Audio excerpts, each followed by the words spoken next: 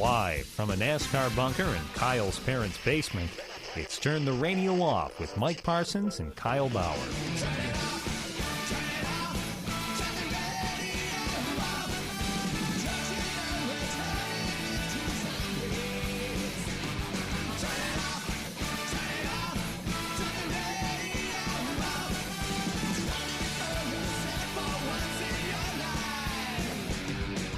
Become a fan at Facebook.com/TTRO Show. Follow along on Twitter.com/TTRO Show. Or just listen right now. It's Turn the Radio Off. Welcome back, Kyle. Hey. I don't know if you listened to the show last week, but I attempted to do it solo. Yeah. And I didn't know this, but when I do the show solo, I run out of breath. I need your long, drawn-out diatribes just to breathe properly. And I was so confused because I'm younger than Jim Rome. I'm in much better shape than Rush Limbaugh. How can those guys get through a show solo and not run out of breath? And me, after 5 minutes, I have to go to commercial break and hit my inhaler. They also get paid millions of dollars. Right, so maybe they can afford a breathing coach. Yeah, they also, one has a gold microphone, the other owns a stable of racehorses. Yeah. So maybe there's a difference there. Right, so they can relate to their listeners. Yeah, but it's good to be back tonight. Obviously, more has transpired. The last show that I did with you was right after Trump was elected. That was already 3 weeks ago, and since he's had several cabinet appointments, right. And people wanted to temper things and say, "Oh, well, it's not going to be that bad. You're being melodramatic, Kyle." Okay, it's not going to be, but it's been pretty bad so far. We're going to put that away for right now. I do plan on talking about it later in the show, but as you would have heard listening to last week's show, and don't feel bad you didn't listen to it, Kyle. Nobody did. I feel burnt out from the entire election season. It felt like you and I were having the exact same conversation week after week. Yeah. So it's Christmas time, Kyle. I just want to talk about Christmas things the first segment. And now, pretend you're not my Facebook friend, and no cheating. If I said to you, off the top of your mind, what's the saddest Christmas song of all time, what would you say? Christmas Shoes. I hate that song. Yeah, I hate it too. It's very manipulative. Right. It was written by somebody to make middle-aged secretaries cry. Yeah, and then there is also what is the? Oh my goodness! I'm forgetting it. But what's the Christmas song? It's not even really a song. It's the one about the soldier. The soldier. Yeah. Soldier. Yeah, the soldier's. He's like. I won't be getting a meal tomorrow as my boots are soaking wet. Right. Something like that. Yeah, that's another really sad one. That's pretty sad. One that just came to mind was was it Dan Fogelberg? Dan Fogarty. He died a couple years ago. Same old Lang Syne. We thank a toast to innocence. He meets an old lover in the grocery store, and they're both unhappy. And then they sit in her car and catch up. Oh, that is a good one. Yeah. And then as she walks away, was it the snowflakes turn to rain? Yeah. Yes. But those are all very sad. But they're all incorrect. The saddest Christmas song of all time is Frosty the Snowman. It hit me like a ton of bricks listening to it for the 70th time on our Detroit Christmas station. But you think about it, okay? Frosty the Snowman,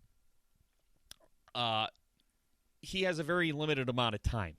He's a man who knows he's made of snow and that he's going to die. And he tries to make the best of his time on Earth, which would be heartwarming if it wasn't for all these questions it lends. Number one, how did a snowman who can't be any more than a couple days old how did he develop an intellect of a grown man? And why is he luring the local townschildren running here and there all around the square? So if you think about it, it's kind of dark and it's kind of depressing. because you think, okay, this guy's trying to make the best of the time that he has, but also, what's he doing with all these kids? It's kind of creepy. It is kind of creepy, but maybe that's because he knows that children are more pure and, well... Maybe he didn't have a childhood because his father beat him into being a singing group with his 4 brothers. Could be. And a lot of people say, oh, well, he says he'll be back again someday. But that's what, a lot of people say that, A lot of people will say that when they're dying because they're like, I'm going to beat this. And then they don't beat it, and they end up melting and dying till Christmas Day. Mike, you, I think, have encompassed everything there is about this song, and I can tell that you've thought about this thoroughly for the past couple days. Yeah. I wasn't prepared to answer this question. Right. See, well, I was trying to think about the children. Yeah. And trying to formulate an answer there, and you were already raring to go, and I think the allusion to Michael Jackson was perfect. Yes. I'm sure Michael Jackson has covered Frosty the Snowman. Actually, he has. Back when he himself was being robbed of his childhood. Right. Right. Right, exactly, which kind of goes full circle. Another great source of sorrow, Kyle. I did not know that your heart was so close to Gatlinburg, Tennessee. Oh yeah, I've been to Gatlinburg, I think like 3 times, and the last time was 7 years ago. How many already. of those times did you go to Dollywood? Only once. Okay, so you've only been to Gatlinburg once, because you've never truly been to Gatlinburg unless you go to Dollywood. Yeah, only once when I was very little. My parents actually honeymooned in Gatlinburg. Wow.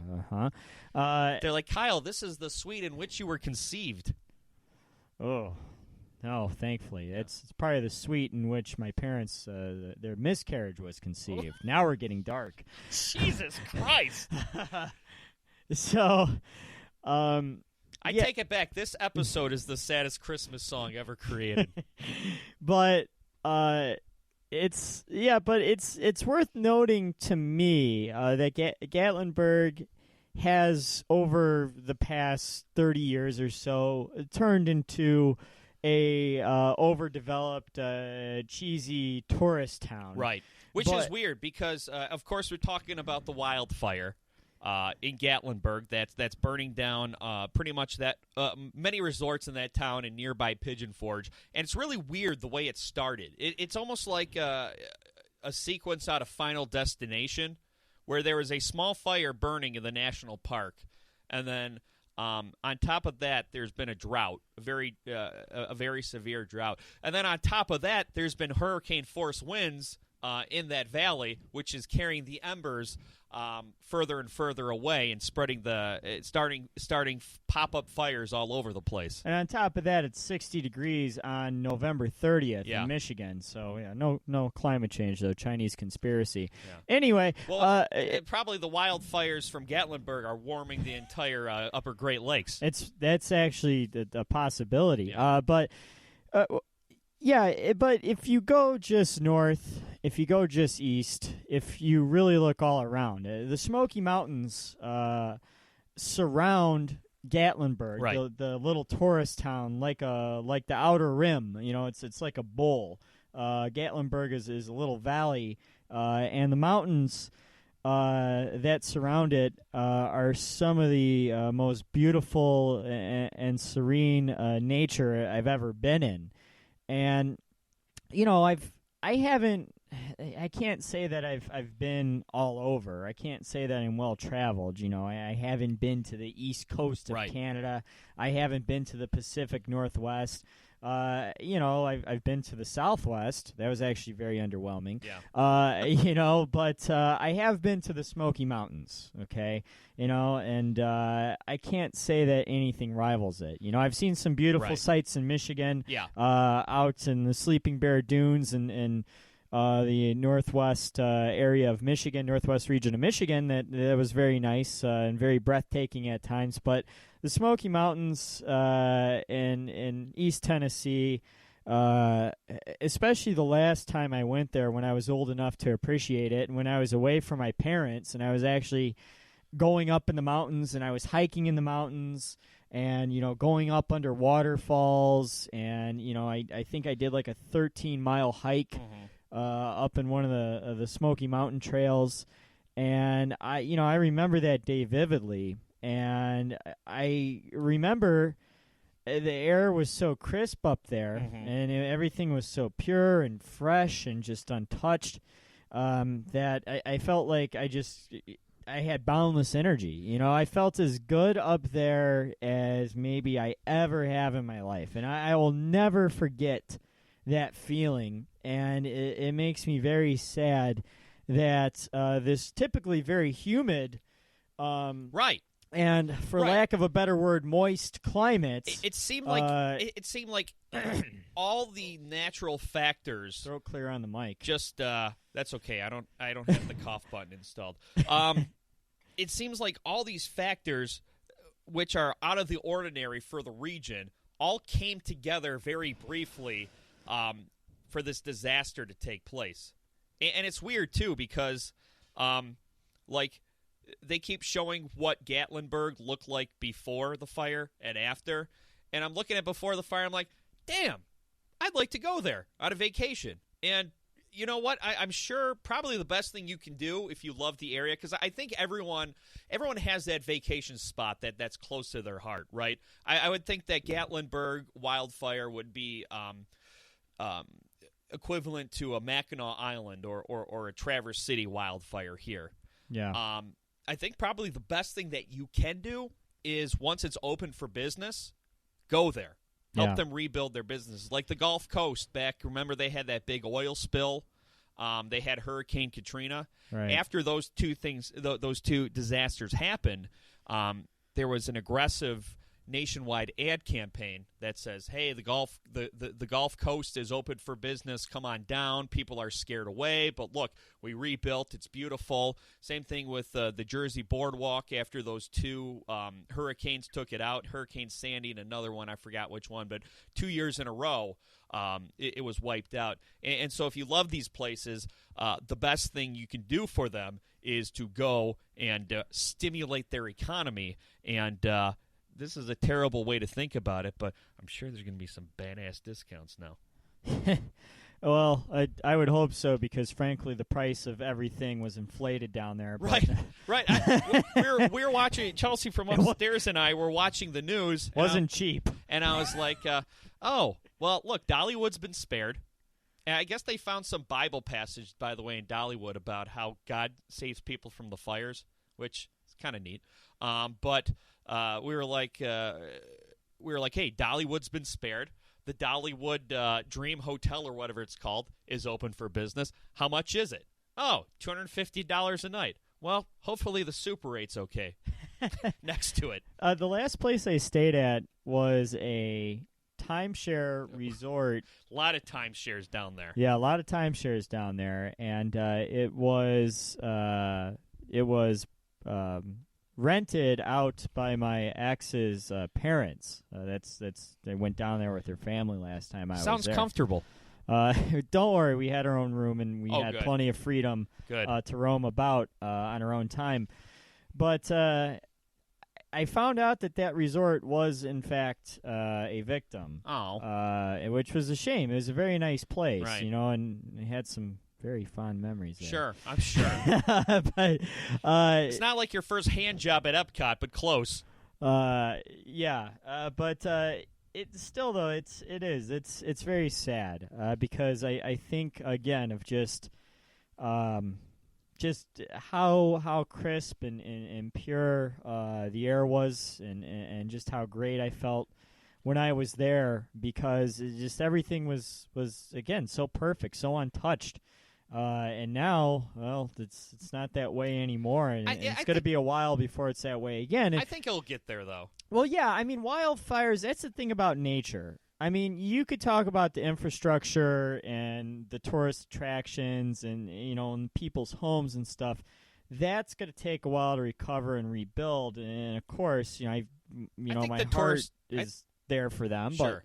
But I was going to say, one thing about wildfires is that, as devastating as they are and as much wildlife they take, wildlife it gives a rebirth. Right, it replenishes itself. It replenishes itself usually in a span of about 10 years. Everything grows back, actually more lush than it did before. But the problem with this isn't a natural ecological occurrence. Right. This is something that's out of the norm. It's a disaster for this climate. Yeah. So that's one of the things that may be interesting to watch, if it will replenish itself as it was once before. You know what replenishes itself faster than nature? What? Tourist towns. I give them 5 years. They're back to where they were. Not even 5. I give maybe 3. I don't know. 11 million people annually, and I think that this is going to drive more people down there. I would say that even if you weren't an existing business down there, if you opened up, if you put your life savings into opening something up down there, it'd do well. Obviously, don't take our financial advice and don't risk your life savings on a couple of bozos in a basement. But I think they're going to be okay. Well, from what I heard, and this isn't going to be as devastating as Katrina. I mean, I don't know what ever will, but from what I've heard, it really took 6-7 years for a full recovery from Katrina, and so I mean, I guess maybe you're ballparking that right. Yeah, let's turn the radio off on the internet. Less rock, more talk. Turn the radio off. Become a fan at peoplehatemypodcast.com. Attention! Your gym teacher escaped from charm school, irons his underwear, watches hygiene films. He says, anyone chewing bubble tape owes me 50 push-ups. The lunch lady wears a hairnet, serves mashed potatoes with an ice cream scoop, puts gravy on everything. She says, bubble tape is not part of a well-balanced diet. Bubble tape, it's 6 feet of bubble gum for you, not them. Turn the radio off. Tell your friends about us. Make them like us on Facebook.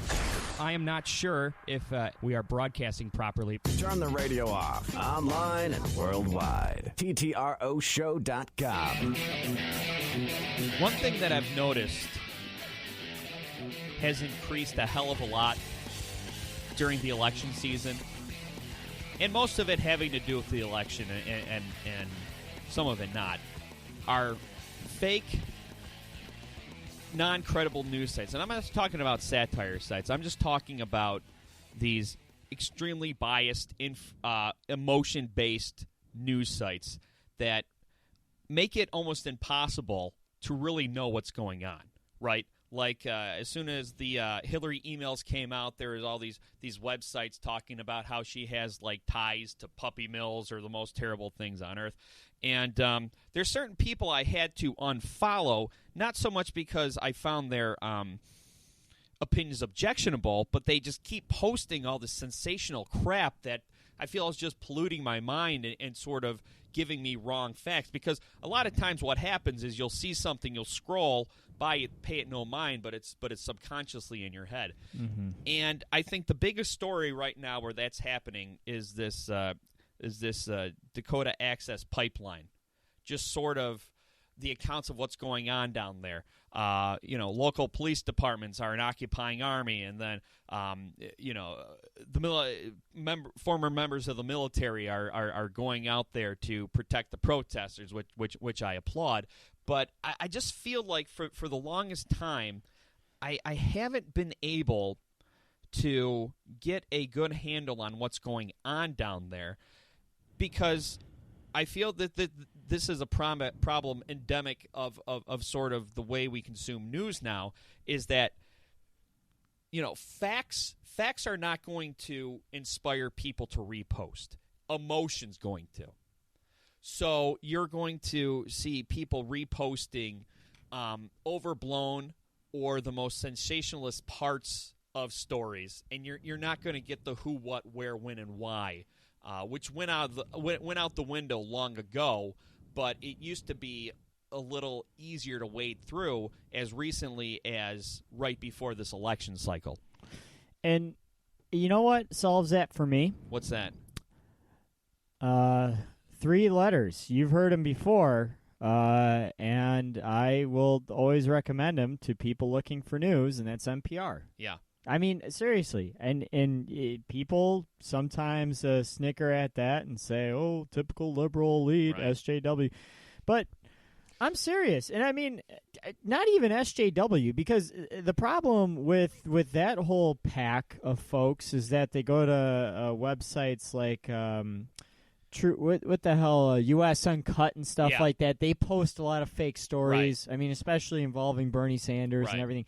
You know, well, and the thing is too, it's not like I'm getting these from news sources I seek out. It's almost like they're seeking you out. Exactly, and that's what I do. The only source my eyes scan for and trust is NPR, and in that, not even CNN and ABC and NBC. And, I mean, NBC has been caught in lies too. Yeah, I mean, which is a shame. And it's a shame because you should be able to trust those sites, right. but in those networks, but you can't. And why NPR? Because NPR has a proven track record. NPR has no one to answer to but themselves. Mm-hmm. NPR isn't in it for the ratings. NPR isn't in it for the revenue. That's apparent. Yeah, exactly. But that's true, and that's why an AP, the Associated Press, is another one, and those are 2 tried and true sources that don't answer to ad revenue, that don't answer to clicks, that don't answer to sensationalism. And that's why I trust them. And I can tell you a couple stunning things that they've reported about the pipeline. Yeah. Is that there's an evacuation order put into place to clear the protesters out. Okay. And also, the police have been ordered to block any food and water and clothing donations being made to the protesters. Yes.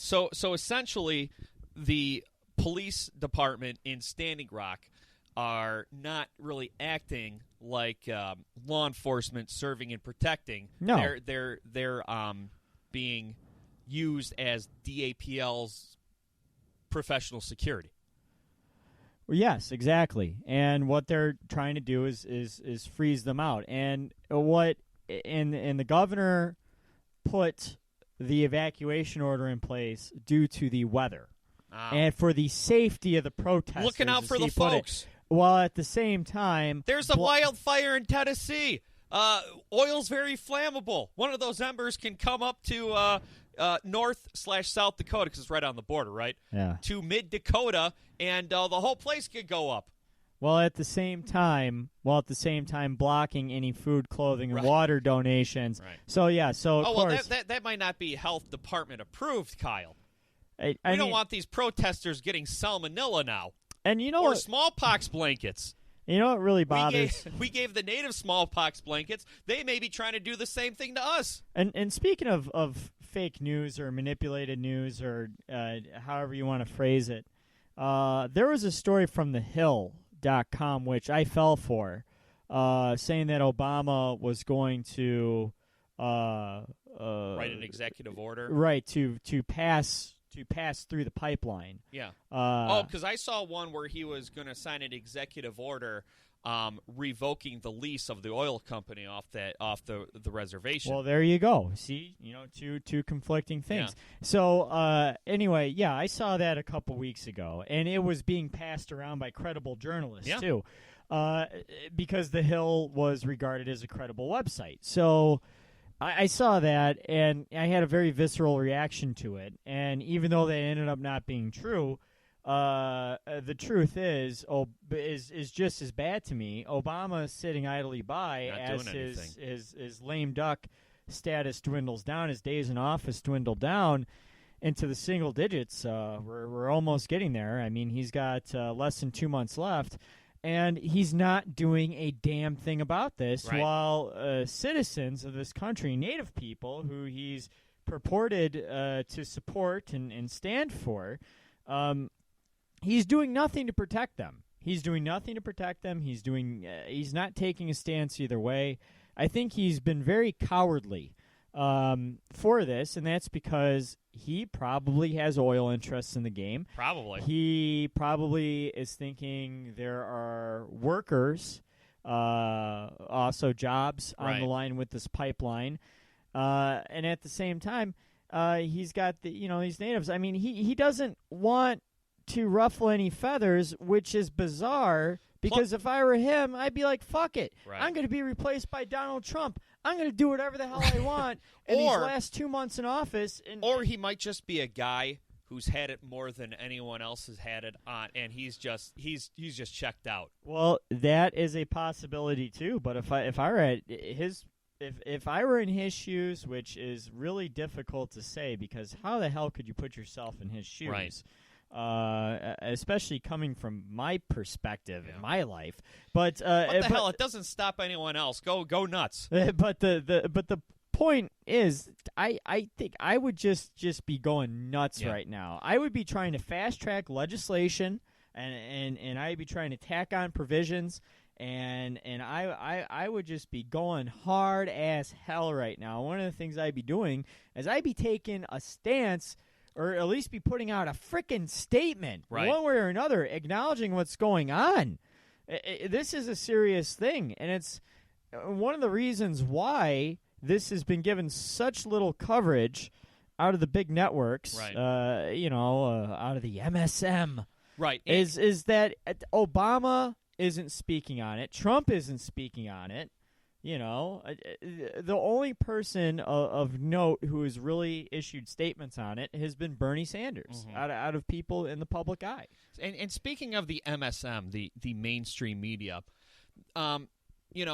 taking shots at the mainstream media, I think it's a propaganda 101 tactic, and it's mostly being used by the alt-right right now. But it'll be used by the alt-left when it inevitably rises during the Trump campaign. And the mainstream media, they screw it up enough just to lend that propaganda technique a little bit of credence. I think for the most part, I trust the mainstream media, but they've messed it up enough to sow seeds of doubt. And we've said this a lot on the show, that you remember when Facebook and Twitter were becoming actual things in the mainstream, like everyone's mom began to get on it, and the local media companies got on it, and everyone was freaking out because, how are these news outlets going to keep up with the immediacy of social media? Well, they didn't have to do that. The niche they could have and should have carved out for themselves was to be fact checkers of social media. Because the problem with social media is that everything is instant. It's not fact checked. It's normally wrong, but it's instant. And instead of the mainstream media, maybe being five minutes behind social media and making sure that everything was correct, they're trying to keep up with it.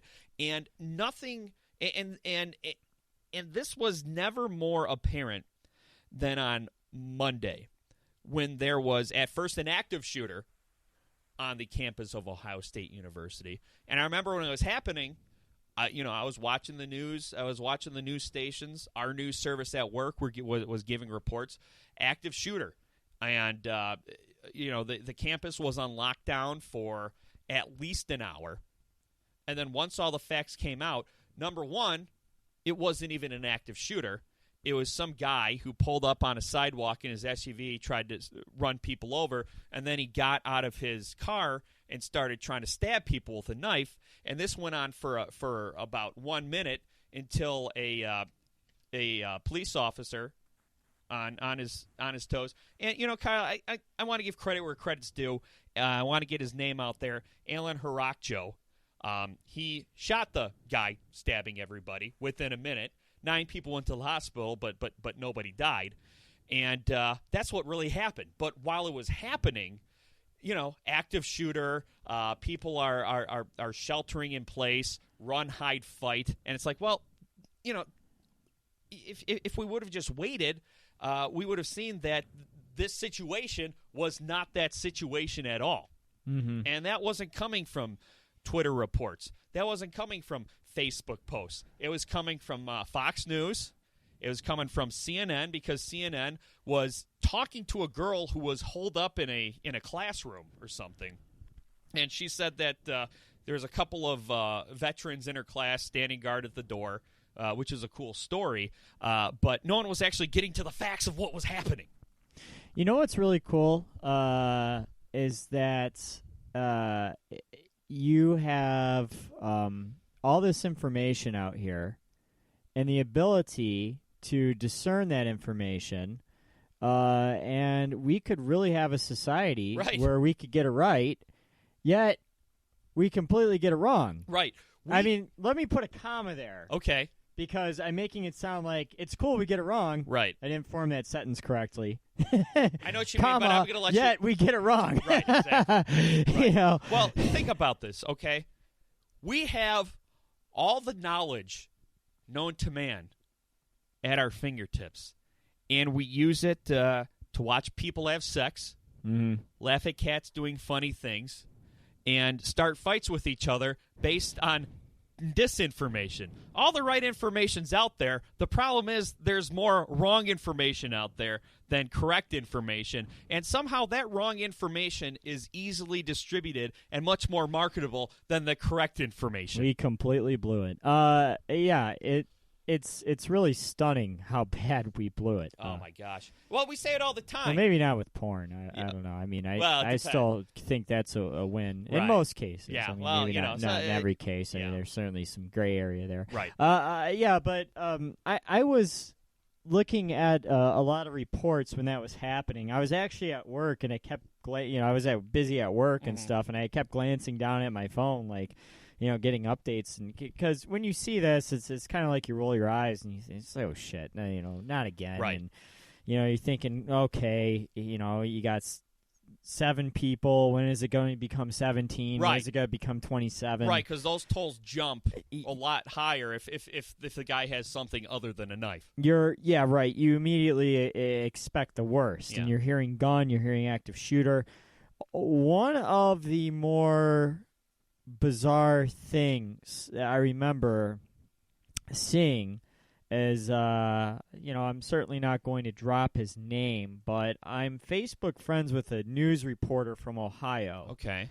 And he has a police scanner. Right. And he was dropping in reports from his police scanner, that was tuned into Columbus.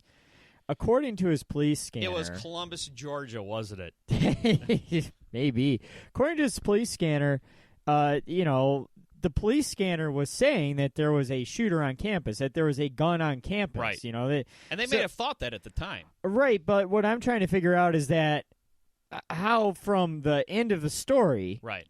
From the conclusion of the story, was there ever a report coming across that there was a gun? You know what? I think this was addressed, and that there was multiple assailants too. That was the other confusing part. Well, I think that the police at the time may have mistaken the sound of the gunshots from Officer Haracho's gun as gunshots from the assailant. Okay, right, but still, in the race to be right, you get it wrong more than you get it right. Yeah, and that's again where you do have, and I'm not gonna, in NPR they were saying follow our Columbus affiliate right for updates, and they were retweeting stuff that the Columbus affiliate was saying, and the Columbus affiliate was reporting active shooter. The Columbus affiliate was reporting everything else that everyone was. And but I'm saying, most cases you have PolitiFact, you have ProPublica, you have NPR. You do have some outlets out there that will not rush stories, right? That will not break news, that will wait to get the story right and confirm sources, and will take their time. And that's what I'm saying. I stay tuned into those stories. AP is another one. I will wait for them to confirm, and their word is final for me, because rarely do they mess stories up, or rarely do they misreport anything, and you'll never see them try to get the jump on anyone. You know, one thing I do find amusing about all these fake and sensational websites is that I've seen this done by enough people where it's a pattern, and I think we can start lumping these people into a group. I've seen it so many times that somebody posts it's that picture of that guy in the anonymous mask where it says, "Do you ever wonder what they're really trying to distract us from?" And then they just go on a long stream of fake, of fake news stories being posted that they think is real. Yeah. Yeah, it's like yeah. And that's the funny thing, You're Kyle. the distraction. It's the funny thing because if you tell someone that they're being lied to, then you can lie to them and they'll believe every word you said. Because you probably are being lied to, but that doesn't mean that the person that doesn't mean the person who's telling you you're being lied to is telling you the truth. That sentence makes sense. I mean, there are probably some things that we are being hidden from. I'm certain of it. There are probably a couple of conspiracy theories out there that are true. Which ones? I don't know for sure. But it doesn't mean that you can believe every damn conspiracy theory out there. Right. I mean, I'm not going to go into full-blown trutherism, but, I'm sure there are some elements about the 9/11 story that are probably not 100% accurate to the official report, to what we've been told. But does that mean I'm going to go out and start talking about Building 7? Yeah, and the temperature that steel beams melt at? Right. How the hell do you know that jet fuel can't melt steel beams? Because you saw it on Loose Change? Yeah. Because Alex Jones tells you? And that doesn't mean I'm going to go start believing everything Alex Jones says. Is Alex Jones hilarious? I mean, if you can dilute what he says down to just comedy and not take it as anything dangerous, which is difficult after this election. Yeah. But I mean, you know what I mean. We kept the demon out of the White House, Kyle. We kept the demon out of the White House. Yeah, that's right. She's an actual demon, Satanism. Yeah. But I mean, it's you. She's really 700 years old, and she bathes in virgin blood. Well, I mean, I think she looks pretty good for 700 then. That virgin blood, maybe they should start selling that. You think the good is, I mean, like, I know Lush Cosmetics prides himself on being vegan. Well, look, just because, you think they can make that pivot to virgin blood because it's doing wonders? Just because you're using that virgin blood doesn't mean that virgin's dead. They can upsell the hell out of it, too. And plus, what you can do is you could just use a little bit and dilute it. That's a really great point. The virgin might not be dead. Right. And they could sell that for a shit ton. Well, what you do is you just take a quart. It's like giving blood, except it's much more profitable. I was once forced to buy like 100 well, I can't say forced, but I was once coerced. You were doing it in hopes of exchange for coitus. Into buying like $120 worth of cosmetics from Lush for an ex-girlfriend. Did it get you? It got you laid though, right? Yeah. But you probably would have gotten laid anyway. Right, yeah. But still, I did it, and it was awful. And it was like, for one, I mean, not the sex. The sex is great, sure. but the time spent in Lush, the smells, the annoyance that I just spent like $120 to buy a fucking bar of soap. Why didn't you just give her your credit card and go wait at the Cinnabon? Or an Auntie Annie's pretzel. Ooh, they've got those at Myers now, by the way. Wait, like a frozen? No, the Allen Park Meyer. That has an Auntie Annie's in it. Yeah. Like an actual... Yes. Take Southfield, get off on Outer Drive. You're shitting me. It's on the top of the hill. That's the shopping complex. It's on the top of the hill. It might be closed by the time you get there, but next time you travel down here, leave a half hour early. GPS the Allen Park Meyer. There's an Auntie Annie's in there. Well, me and you have plans on Saturday. Maybe we should do that before we go out. You know what? Pop over a half hour. Have a ceremonial pretzel before we go out for the night. But I was gonna say, I bought a lot of dumbass vegan cosmetics. I don't even know what the shit was made out of. None of which plants or whatever. I bet you it wasn't made out of virgin blood. It's useless. You got ripped off. All I know is that it was really freaking expensive. Now, if you take the virgin blood and you say this shit kept Hillary Clinton looking good enough in those red pantsuits for the debates, okay? Which were dyed in virgin blood. You could sell it for like $600 for like a tiny, like, I don't know, maybe what, 2-ounce bottle or something like that? You don't know it yet, Kyle, but you just created our first Kickstarter. Let's turn the radio off on the internet. Turn the radio off with Mike Parsons, No drug dealers living next to me. Pretty good deal. and Kyle Bauer. Yeah. PeopleHateMyPodcast.com. Who asked you to go out of town? The stupid young one or the married one? The married one. That's what I thought. Don't go. You hear me? And you know what? You're not listening to me because I see you going. I see you going. I'm just telling you. I'm trying to help you to avoid the heartache. Don't go blindly through life. Let me use the power of the tarot to show you the way. Call me now for your free reading. Call 1-800-355-3765. Switch off the radio.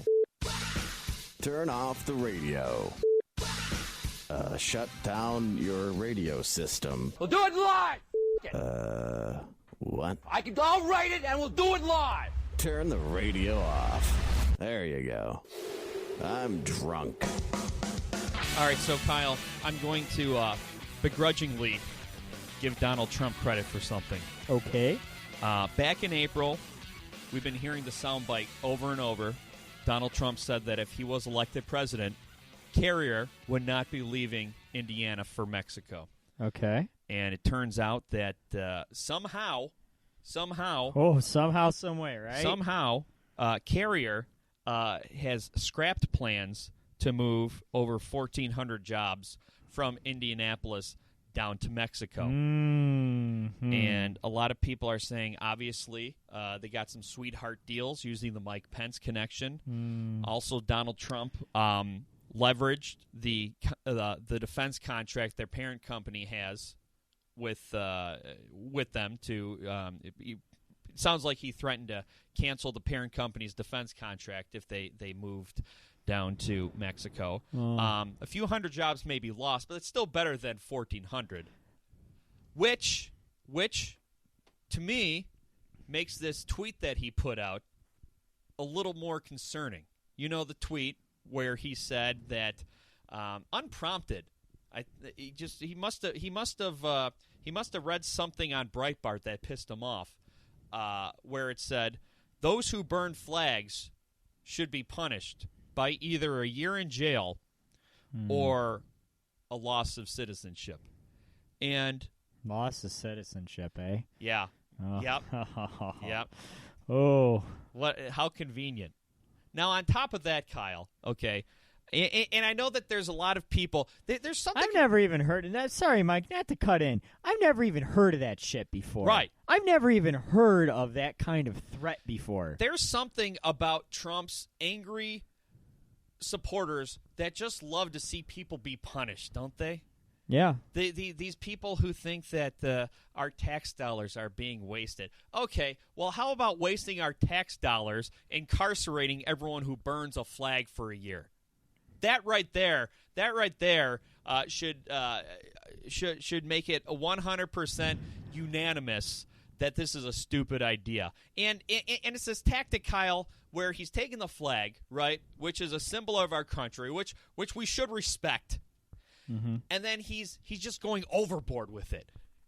Hey, you and I were talking. There's a such thing as doing the right thing the wrong way.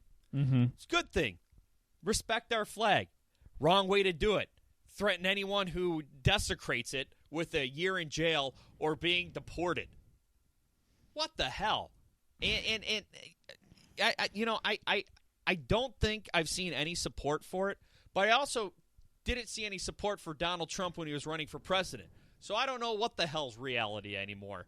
And I kind of brushed this off as him just sort of beating his chest and pulling it out, trying to show how big it is. But he's actually like doing shit that he's promised to do in the campaign, and it's like, wow. Mm-hmm. It's like I was lost of words because I know there's a lot of people out there. Yeah, Donald. Yeah, you tell him. Yeah. But seriously, think how ridiculous that is. And yeah, the loss of citizenship again, because there have been politicians throughout the decades and really centuries, that have have been anti-flag burning and have wanted to jail people or fine people for it, and it's been a debate for a long time. That's one thing, but the revoking of citizenship, right? That's something to another level. That's alarming because what you start doing now, is you take something that's as an emotional as a flag, which is a symbol of the country that people love and they revere it. And you say, oh, that's right. If you don't love this country, you get the hell out. Yeah, I'm all for revoking citizenship of anybody who burns the flag. And then it becomes normal, right? Oh, okay, well then we should revoke the citizenship for anyone who speaks out against the government. Or that it just starts becoming normal, less egregious, more subtle offenses now. Yeah, deport them too. Yeah, you hate America. It's just, and I've always hated the slippery slope, Kyle, because I felt like a lot of people went overboard during the Obama administration, talking about if we let this thing happen, this is what's going to happen. Like gay marriage. Oh, if gay marriage is legal, it's a slippery slope. Then people can marry 7 animals. And I'm like, no, that's a stupid leap to make. But this, I don't think it's such a weird leap to make, thinking that if people allow or if people stand for a law where you lose citizenship for burning a flag, that eventually there'll be a bunch of more ambiguous, less black and white things that you can be deported for. Mike, I've learned a lot about people who call themselves conservatives in these past few months. And what I've learned is it's not even a political party or ideology anymore. It's really just... It's a religion. It's bigotry, oppression, and hypocrisy. And it's not even necessarily political ideology. It's just a mentality. It's the idea of authoritarianism and white supremacy. And I wouldn't even call all Trump supporters conservatives, because you know how you can tell. No, it's not. That's what I'm saying, Mike. I mean, this is post-conservatism. Right. I mean, this is most conservatives. Genuine conservatives know that Trump's nuts. Right, because, I mean, like, you have the Evan McMullins out there who I mean, the poor guy is doing everything he can to try to call for some sanity, and also John McCain. Who's Evan McMullin? Stupid question, but... You're Evan McMullin, the conservative who ran as a other third ticket, or for which third office? Party, excuse me. He also ran he wasn't able to run in Michigan. Oh, was he a presidential candidate? Yes. Oh, he okay. he was able to run in like 13 states, I believe. Okay. Yeah. Okay, so Look Evan him up. McMullin but John... but he's from Utah. Okay. And but Evan McMullin and John McCain, I mean, there are some conservatives out there, some Republicans out there who are begging for sanity. Yeah. Who even Mitch McConnell, the majority leader, said that, look, flag burning is a right.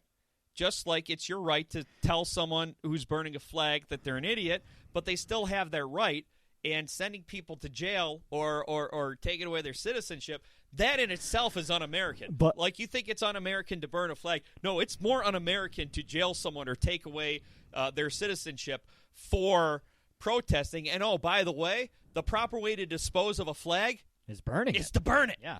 But right now, we have Trump leading a party that has been willingly overrun by fascism. I mean, these are people They weren't willing at first, but then they fell in line pretty damn quick. These are people who have been running the party on voter suppression, subverting democracy. Every way that the Republican Party is being run right now is un-American. Yeah. It is going against every standard that this country is supposed to be run under. Every belief system that we're supposed to hold. They're the ones who are affronting the Constitution. They're the ones who are affronting democracy. they're the ones who are trumpeting oppression. They're the ones who, right now, are a threat to our way of life. And they've done it through fear. They've done it through peddling, again, as I said earlier, white supremacy to the point of saying we as this country now are so diverse, there's no way to go back to the good old days unless we completely tear down everything that makes this country what it is, our freedoms, our liberties. We're going to have to sacrifice, and the only way that we're going to be able to get this country back to the white utopia it was before the Civil Rights Act, before everything that so many people fought for, whether it be Martin Luther King, Malcolm X, Walter P. Reuther, Medgar Evers, Lyndon Johnson, John F. Kennedy, whoever the hell you want to throw out there. All of that we got to tear down. And we got to send this country back decades. And you know what? We even got to rip apart shit that our founding fathers that we supposedly wanted to represent to the point where we dressed up like fucking founding fathers and called ourselves the Tea Party. Yeah. We even got to tear that shit down. And you think it's hypocrisy. And you think that this idea to revoke citizenship of anyone who burns the flag is sort of a fast track towards that as well. Yes. Yeah. I mean, we are staring at fascism. That's what this is. The Republican Party has allowed themselves to fall into fascism, and that is what they are driving now. And there are a lot of people in this country, whether it be stupidity, whether it be fear, whether it be hate, or a mix of all, are happily going along with it because I think there's a lot of people out there who have always believed in total authority and in total power. They talk about freedom and they talk about liberty. As long as they're freedom, then they're liberties. Because they've never really had to face authority. Right. Because they're white. Right. Because they're middle class or upper middle class, or because they've never been affected with adversity, or they've never been on the wrong side of the law. And they probably don't even think it exists. So when they hear other people talking about it, authority has done nothing but protect them. Right. So they believe in it in total, and that's why the sound of authoritative government, authoritarianism, doesn't sound so alarming to them. It sounds comforting to them. Right. And that's why you're seeing people fall into fascism. And that's why this country is treading down a very, very extremely dangerous path where, and I said this after Trump was elected, America as we know it died when we elected him. And that's why it's so frightening to me. Well, and one thing I do want to warn people of who are leery of the president. I saw this happening a lot with super conservative folks who disliked Obama during his administration, and now I'm seeing it by people who strongly dislike Donald Trump. Stick to the substantive issues. I'm seeing a lot of stuff from people who I've agreed with in the past. A lot of sort of petty piling on, which I think just diminishes their cause. For example, looking into Donald Trump's cabinet positions, I think that is a constructive debate to have. I think it's an important debate to have. But I've seen these memes with unflattering pictures of Donald Trump, and it says, "Don't retweet." Donald Trump doesn't want you to retweet these, so let's do it. I did that once. Oh, I'm going to lie. Well, you know what? I was guilty of it once, Mike. I'm sorry. You know who you are when you do that? You're Regina George from Mean Girls burn booking him. That's what I'm going to call burn booking. And all it does is take away your credibility in an argument. And you know what? I'm not going to lie. It was hypocritical of me to do that because I've said it before on here, and I've said it before when talking to other people about this. One of the things that the left has to move away from is focusing on his appearance and Right. focusing on the state of his mental health. Right. Not in a Or- ha-ha, you're crazy way, Right. but in a, oh, wait, you're unstable Right.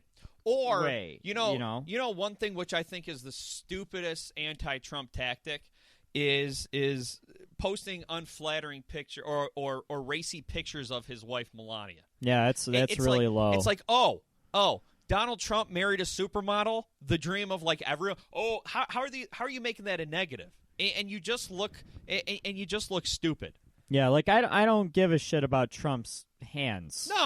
No. That's completely irrelevant. And yeah, but I think one of the reasons why I decided to retweet a picture of that when I did, Yeah. if I could give you some rationale, it's because if I could put it into context, it came out of that meeting that he had with the networks. Yeah. When he berated them, Yes. allegedly berated them for using that picture in the press, and it kind of showed how his ego is so out of control that he can't even handle an unflattering picture of him being put out in the public. Yeah. So what does that say about his character? And I think maybe that's more where I was coming from when I retweeted it. But I get your point. Right. And in general, you're right. We Right. need to stay away from focusing on his appearance, from laughing at his mental state. Right. We can be concerned about the instability of his mental state, but we don't want to laugh at his mental state. And it seems like we get a different Trump every week. One week you get Trump, saying he's not going to pursue charges against Hillary Clinton, making nice with the media. Then the next week he's tweeting out about, sending people who burn the American flag to jail. No, the 3 million illegal votes, Right. which was a bold-faced lie.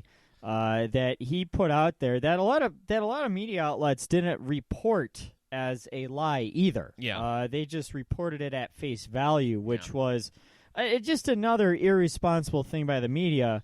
Which they're the ones who created this monster. Right. They're as complicit as anyone. Right. And they won him the primary. He had to spend no money on the primary. I think they added it up and like.